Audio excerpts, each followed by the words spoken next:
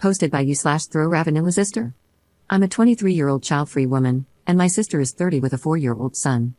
She's a single mom, her ex-husband is not in the picture and has no contact with her or the child. I'll get straight to the point, that kid is a nightmare to be around. It's not his fault, it's my sister's fault. He clearly has behavioral and mental health disorders, even at his young age. However, my sister is very ableist and refuses to accept that her son has problems. The kid goes into a bloody rage whenever something doesn't go his way, screams and cries when he's overwhelmed, and has meltdowns due to certain sounds and textures. Like I said, I don't blame the kid for these issues, but my sister's refusal to get him treatment or help makes the kid a nightmare to be around.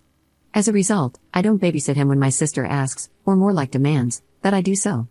This causes a lot of fights between us and our family. I have a friend, a 23-year-old man, who's married to a wonderful 22-year-old woman, and they have a baby boy who just turned 1. Yes, they got married and had him young, but it's not my place to judge them. This past weekend, they asked me to babysit for them, and I agreed for a few reasons. Their child is calm, well-behaved, and generally a good toddler to be around. I love babysitting him. Also, they asked me nicely and understood that I might say no because I'm child-free. They were polite in their request. One thing about me is that if you ask me to do something politely, even if it's something I wouldn't usually agree to, I'd probably do it because you were nice and polite. So, for these reasons, I happily agreed to babysit the boy. My sister also asked me to babysit her son that day so she could have a day to herself, but I refused and told her I was already babysitting for my friends. She was pissed, to say the least. She made a few comments about how I was a jerk and not a good sister, but I thought she had dropped it after that. This past weekend, while I was watching the baby, my sister started banging on my door. I looked through the window and saw that she had her kid in a care bag with her, and I knew she was trying to drop him off and make me babysit. She was banging on the door, yelling at me, calling me heartless and a baby hater, while I was holding a baby, ironically, and telling me that I'd better open up and do my sisterly duties. I put the baby in a different room to keep him from getting scared by the noise and told my sister through the window to leave or I would call the cops. She cursed for a solid 5 minutes before she finally left. I had the whole thing recorded on my doorbell camera and sent it to the family group chat. Surprisingly, my whole family is on my sister's side. She keeps arguing with me about how I'd rather babysit a child not even related to me than my nephew. I reminded her that her kid is a nightmare to be around, but she keeps insisting that you help out for family. My sister has been cold since then and keeps sending me text messages trying to provoke me into arguing with her more. She's also started saying some pretty ableist and nasty things about my friend's wife.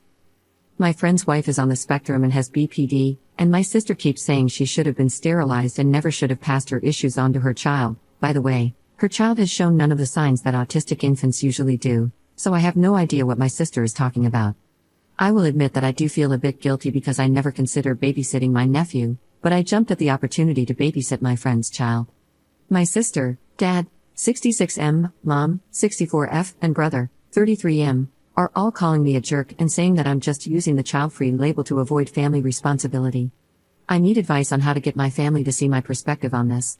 How can I explain to them that the issue isn't the idea of babysitting, but the behavior of the child? Commenter. Why doesn't your brother or other family members babysit him? Ops response. In the words of my family, he already has his own family responsibilities, you have none. Yes, that's pretty much always their response when I ask why my brother can't babysit the kid. My brother also knows deep down that the kid is a nightmare, even though he tries to ignore it, just like my sister and parents do.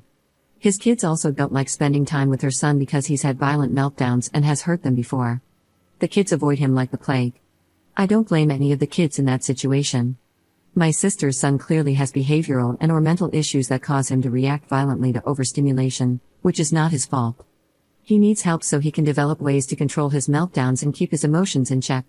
My brother's kids, while mature for their age, are still children and don't fully understand why he acts the way he does, so they harbor resentment and dislike toward him. I feel bad for all the kids involved, nobody is winning. Update 3 days later. So, things have really hit the fan. My original post was about 3 days ago, and ever since that post, my sister's behavior has escalated. I tried to talk to her about getting help for my nephew, but she kept screaming at me every time I brought it up. She used a lot of derogatory terms towards people with mental illnesses and disabilities, terms I won't repeat here. That wasn't the only escalation. She started coming to my door several times a day, starting 2 days ago, the day after I made my original post.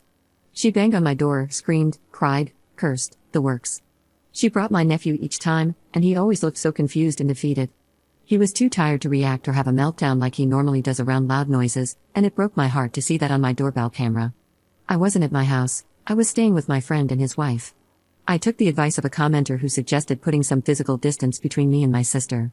They said I was welcome to stay as long as I wanted, as long as I helped out with some house chores and childcare while I was there, which I thought was more than fair.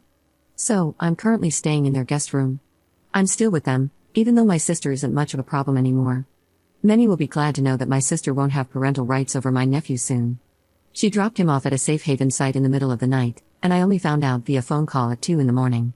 My nephew is currently with my parents. Social services placed him with them, and he's said to have mandatory therapy. In my state, not sure if it's different in others, if a child is abandoned in any way, safe haven or not, a physical and mental health examination is conducted. Other than being a little underweight, my nephew was physically healthy. He wasn't being physically abused, as some people were worried about. However, it was clear he needed mental health support, so he'll be starting therapy sessions soon, as mandated by a caseworker. We are not looking for my sister. After she dropped off her son, she left. She had quit her job a few weeks back, sold her car, and even sold her house a few weeks ago. She had been renting a place, so this was clearly planned. In my personal opinion, she intended to abandon her son the day I was babysitting my friend's baby, which is why she had such a nuclear reaction. She did leave a note, saying she couldn't do it anymore, that she met someone, and that she doesn't want to be a mom to my nephew anymore. In her note, she said she deserves a normal kid, not a burden like my nephew. I seriously hope my sister doesn't have any more kids with this mystery person she mentioned, but it seems like she's running off to start a new life and family. She still has 30 days to reclaim rights over my nephew, but it doesn't look like she'll do that. Time will tell. As I mentioned, I'm still staying with my friends because I was worried my sister would do something. My parents and brother have also been blowing up my phone and coming to my house, switching between apologies and blaming me for this. They think that maybe if I had babysat that day, she wouldn't have done this, but I believe she wanted me to babysit so she could go through with it. I'm not mad at them for blaming me. I understand that my sister is still their family, and they're rightfully in shock and want someone to blame. They're human, and I know people can be cruel sometimes while going through shock and grief. So, yeah, that's life right now. I'm currently sitting on the couch with my friend's baby while my friend is at work and his wife does a quick grocery run. She was going to take the baby with her, but I insisted on watching him so she wouldn't have to deal with the car seat in the very stormy weather we have in our area right now. This update is all over the place, and I feel like I'm rambling. There's still a lot of unknowns regarding my sister and nephew, but for now, this is the update. I don't know if I'll post more about this situation. My friend's wife is telling me I should relax and try not to think about anything related to this until I'm more level-headed, but I don't think that's possible. Update to 11 days later. My sister abandoned her 5-year-old son a little less than 2 weeks ago and fled.